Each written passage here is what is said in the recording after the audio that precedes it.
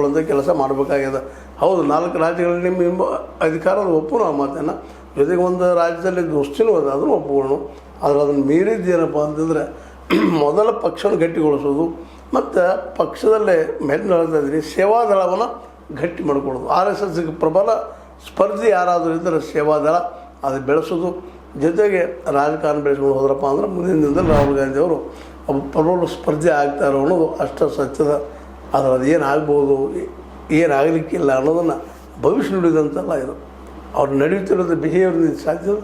ಜೊತೆಗೆ ಈ ಭ್ರಷ್ಟಾಚಾರದ ವಿರುದ್ಧ ಈ ಒಂದು ನಮ್ಮ ಶಿಕ್ಷಣ ವ್ಯವಸ್ಥೆಗಳಂಥ ಒಂದು ನೀಟದ ಪರೀಕ್ಷೆ ಆಗಿರ್ಬೋದು, ಮತ್ತೊಂದು ಪರೀಕ್ಷೆಗಳಾಗಿರ್ಬೋದು, ನೆಟ್ಟದಾಗಿರ್ಬೋದು, ಎಲ್ಲದರ ಬಗ್ಗೆಯೂ ಇವರು ಕಾಳಜಿ ವಹಿಸಿ ಎಲ್ಲರಿಗೂ ನ್ಯಾಯ ಸಿಗುವಂಥ ಕೆಲಸದ ಹೆಜ್ಜೆ ಇಡಬೇಕಾಗಿದೆ. ಅದನ್ನು ಮಾಡಬಹುದು.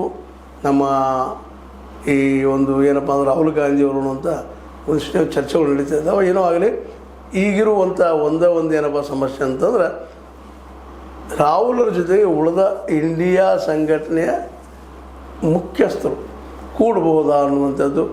ಅದನ್ನು ಅವತ್ತ ನೋಡೋಣ ಏನು ಕೂಡ್ತಾರೋ ಇಲ್ಲೋ. ಕೂಡಿದರೆ ಮಾತ್ರ ಭವಿಷ್ಯದ, ಇಲ್ಲಾಂದ್ರೆ ಈಗೇನದ ಹಾಡು ಹಾಜರಾಗ ಎಷ್ಟು ಅಂತ ಹೇಳ್ತಾ ಮುಂದಿನ ದಿನದಲ್ಲಿ ಇನ್ನೂ ಇಂಡಿಯಾ ಸಂಘಟನೆ ಇನ್ನು ಆಗ್ಬೋದು ಅನ್ನೋದ್ರ ಬಗ್ಗೆ ನಾವು ನೀವು ಕನಸು ಕಂಡಂಗೆ ಆಗ್ಬೋದಾ ಅಥವಾ ಇಲ್ವಾ ಅನ್ನೋದು ನೋಡೋಣ. ಬಟ್ ಈಗ ಮಾತ್ರ ಈ ದೇಶದಲ್ಲಿ 2 ಪಕ್ಷಗಳು, ಒಂದು ಕಾಂಗ್ರೆಸ್ಸು, ಇನ್ನೊಂದು BJP ಅಂಥೇಳಿ ಈಗ ತುರ್ತು ಕನಸ್ಲಿಕ್ಕಂಥದ್ದು.